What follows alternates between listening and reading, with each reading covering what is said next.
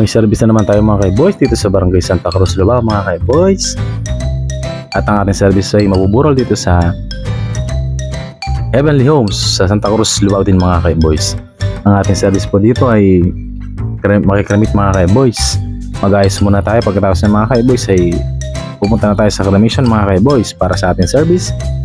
At yan na mga kay-boys. At dahil wala pang oras mga kay-boys, nag-check muna tayo sa isa nating service mga kay-boys dito sa Barangay Santa Cruz, Sitio Bona naman mga kay-boys.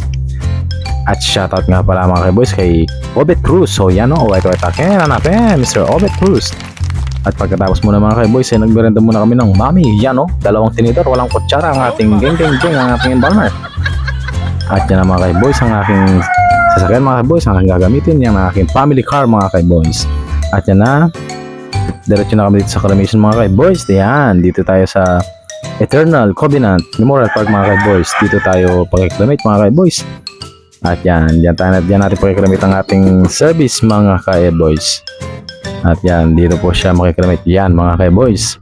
Dahil family car ang inyong vlogger, ayan ang inyong vlogger, maghihintay ako mga kay-boys hanggang matapos po ang pag-cremate sa ating service. At maraming salamat po sa inyong panonood mga kay-boys. Alright, takin hanapin. Please like and follow my page. Alright, takin hanapin.